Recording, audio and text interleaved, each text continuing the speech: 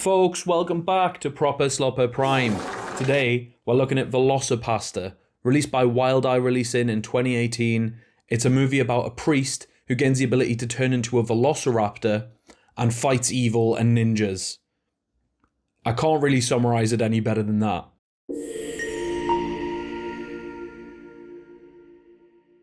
So this popped up on my Amazon Prime suggested, which is now just filled with terrible monster flicks. But tickle my T-Rex, this movie is incredible. So I'll be going into spoilers for this video like every other video, but I honestly really recommend that you go away and watch this movie first, because it is genuinely good. I'm not joking, it's amazing. When a movie is really shit, like one of these horrible monster movies, it's so much easier to take the piss out of it. And I can't really do that here because I actually enjoyed it and it was really good. But I thought it deserved a video just on its own, just for me to tell you how much I liked it. So remember to drop a like and subscribe if you liked the video. It goes a long way. Thank you very much. Let's get into it. So we start off with a sermon from our main character, Father Doug Jones. And when he's done with the sermon, he goes outside to find his parents waiting for him by a car. And suddenly, the car explodes and his parents are dead.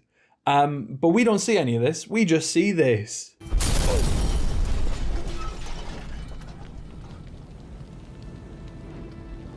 No. And bearing in mind, this is like a minute and a half, not even that, I think it's like a minute and 20 seconds into the movie. And I've just done Sunfall, which was atrocious. My head was in my hands. I thought, how have I picked another horrible film? It's not, but I was so scared at this point. I was like, there's no way. The opening credits are actually insanely cool. Like, Doug is literally him in this scenario. He's just like pouting the whole time. He looks like the coolest priest ever. I mean, granted, it's not a high bar, but he looks like the coolest priest ever. And the music is doing a job here too. Like, honestly, the whole soundtrack for this film is amazing. You can look it up on Spotify. The OST is on Spotify. And not only is this track a banger, but it ends with a little homage to Jurassic Park.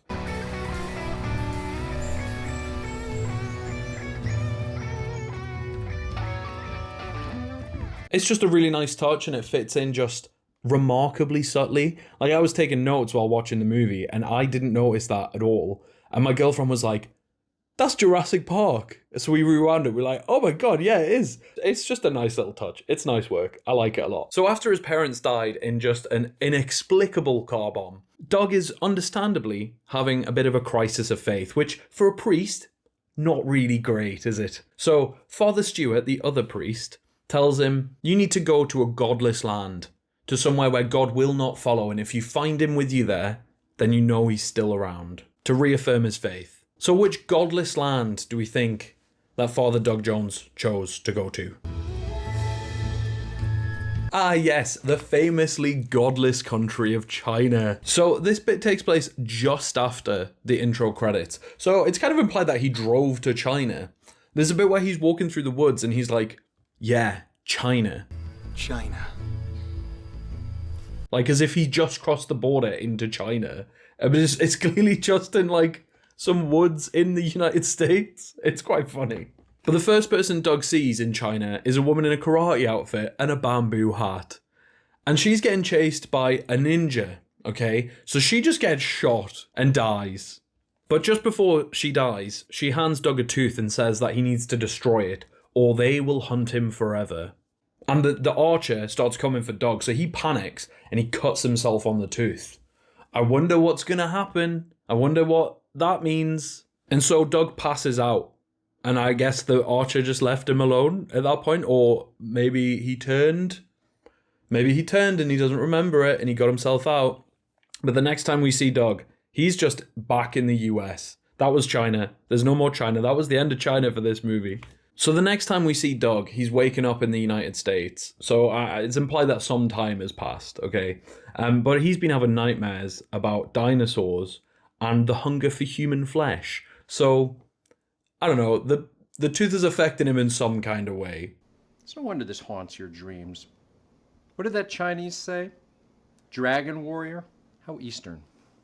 But next we get introduced to our other main character, Carol. Now Carol's a sex worker who works for a pimp named Frankie Mermaid, which is an insane name, but he's so called because he's swimming in bitches. And why is my name Frankie Mermaid? Cause you're swimming in bitches. You're goddamn right! Amazing. But Carol ends up going to the park and, oh look, who else is there? It's Doug, and he's turning into a velociraptor. And now, like, honestly, the turning's quite good, like the effects that they've used. It kind of looks pretty good. But someone comes up and starts mugging Carol. And who's gonna save Carol? Except the Velocipastor. And we only get glimpses of the velociraptor costume here, but thank God it's a practical effect. I don't think I could take any more shit CGI. Some of these movies, like Sunfall, wow, terrible. I can't watch it. It needs to look watchable. And honestly, props to this movie. Get it? Props.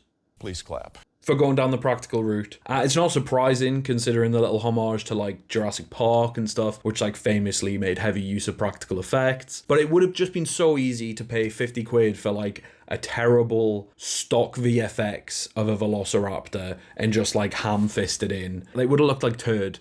And this is just like charming and endearing, and I love it. It works. I mean, sure, it looks a little bit goofy, and it's definitely a T-Rex. That's fine. That's the point. It's supposed to be like a homage parody of these like schlocky B-movie horrors. And we get this mannequin head rolling by, and there's just something so cozy and comfy about these staples of like these absurd B-movie horrors. Like low budget, but just so cozy. I can't really fully explain it. Maybe the lack of budget just gives it this more homegrown and cozy feel. I don't know. It just makes me feel warm inside. Like, you know, someone made this from a place of passion instead of exclusively for financial gain. I just think you don't need an infinite budget to make something enjoyable. And we see this with massive CGI blockbusters, and sometimes the CGI is not even that good these days, but like they're not always good movies, and like, you know, visually they're a spectacle, but that's it. A lesser movie like one of the ones I've reviewed in the past, I would probably bully this kind of decision because they take themselves so seriously, whereas in this movie, yeah, I buy it. It's charming because it's good. This movie absolutely wins you over with the charm and the passion, both in regard to the parody of shining a light on these like B-movie practical effects, and also the genuine homage to it, the love for it. I get it. It's nice. So Doug wakes up at Carol's after this night, and we get this scene where Carol just walks in and she's like sticking her ass out. These are like gratuitous ass shots. Like she has scoliosis or something. And playing porn music over this actually works, fits the vibe quite well.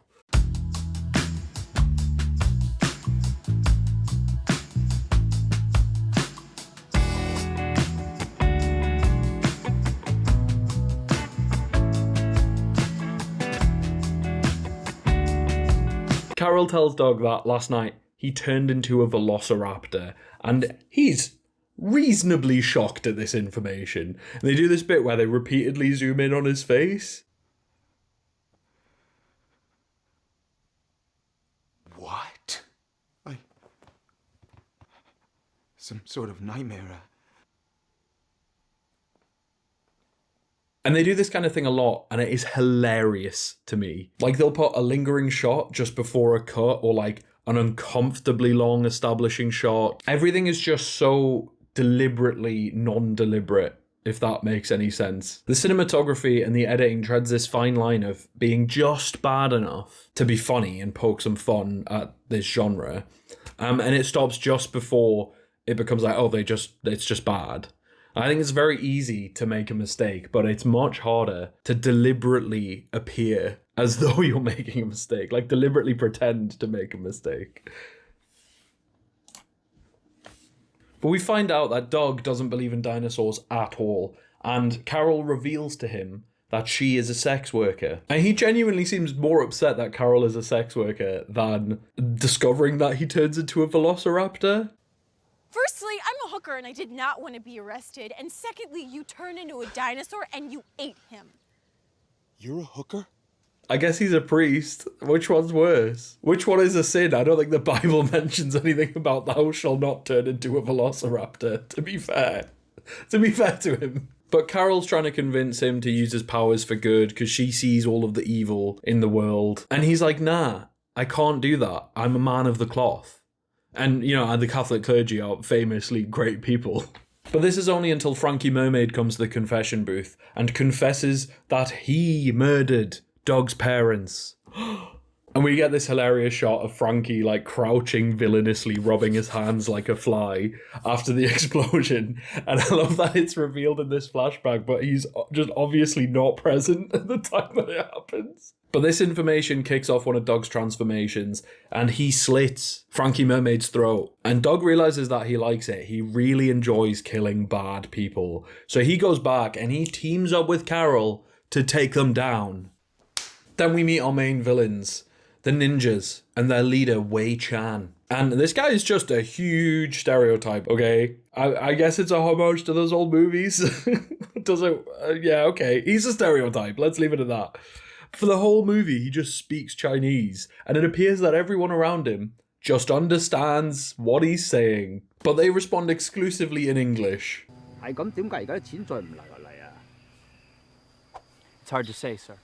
I kept waiting for somebody to turn around and be like, I'm really sorry, I don't understand what your evil villain plan is. Like, I don't understand what you're saying. But no, they just keep talking to him in English as if it's totally normal. It's quite funny. They just choose to make this character speak exclusively in Chinese, and it doesn't result in anything. There's no payoff for that. He just does. Anyway, Wei Chan wants to find the Dragon Warrior and stop him from disrupting all of his drug trades. They're crime lords, right? His major plan is to get everyone addicted to cocaine and then remove the cocaine source so that they're all forced to join his Catholic army and set up a purportedly Catholic authoritarian government. But we cut back to Doug and Carol enjoying some time together, and Father Stewart sees them, and he starts getting suspicious. He walks in on Doug, not reading the Bible, but reading the classics, all about dinosaurs, and crime too. So Father Stewart starts questioning Doug about his recent behaviour.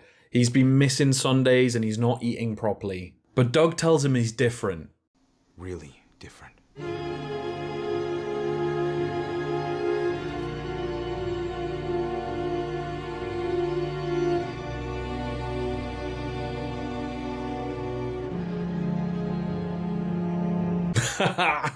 I love it. I just love it. It's so good. It's not me who just find this kind of shit hilarious, right? This is so good. But Father Stewart can't wait anymore, so he takes Doug to a dark magician for an exorcism. His name is Altair, and Father Stewart knows him from the war. We then get this inexplicable extended flashback to the Vietnam War, where nicknames are flying around such as Johnny Bones and Ricky Invincible. And we get Ali, this like wartime body character. I think he explicitly refers to himself as Ali, your wartime buddy.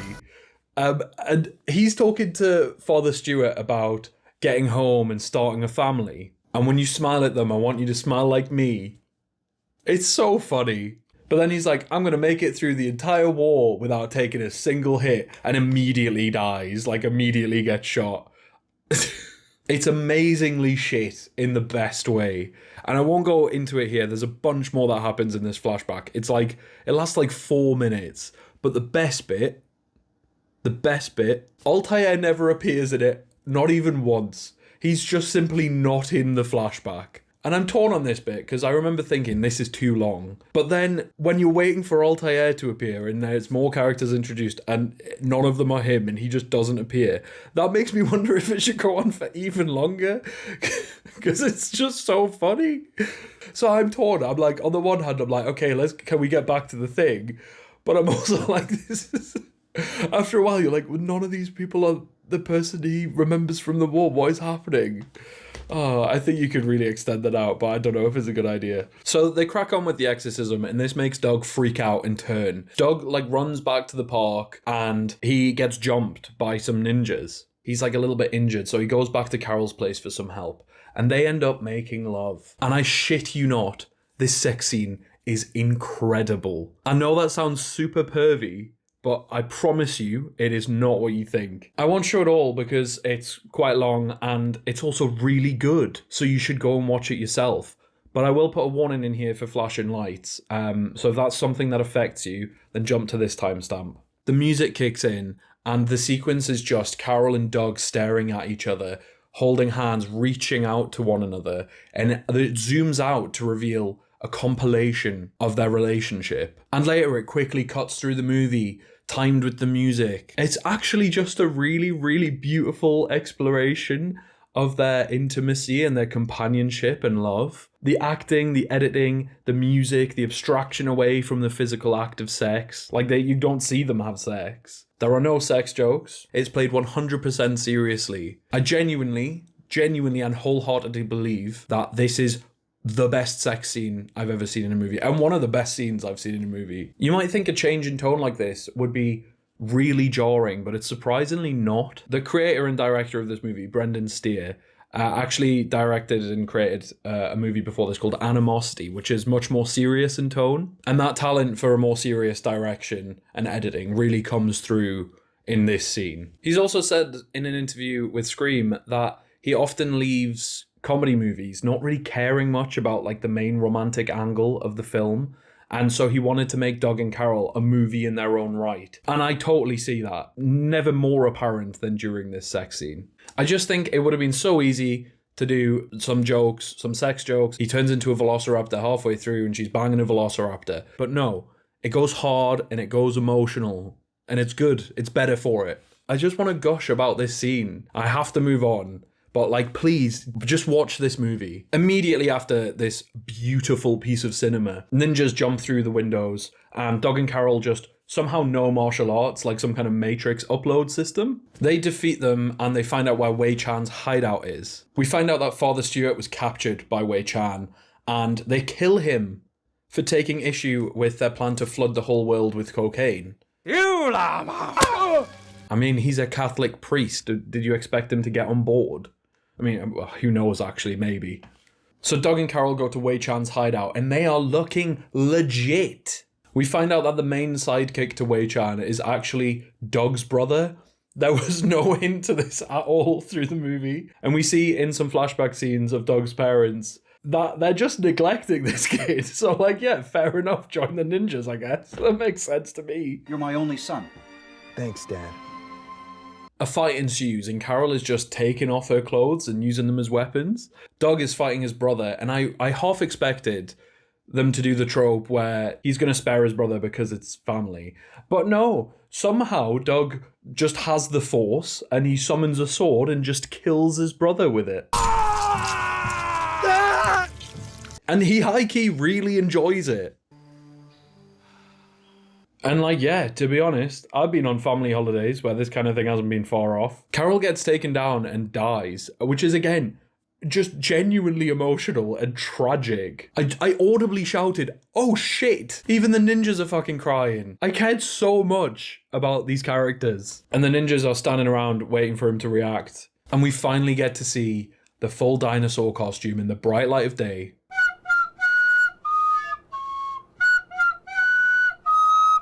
It's so great that we get little glimpses of it throughout the movie where it looks like it might be okay. Like, it's definitely jank, but the lighting and the editing don't allow that much of a good look at it. And then it's just broad daylight, this old-ass musty costume. It just makes the fight scene all the more funny as well. Like, the ninjas are jumping around really fast around this, like, clunky, slow dinosaur, and it's just wiping them all out as it, like, accidentally tumbles into them.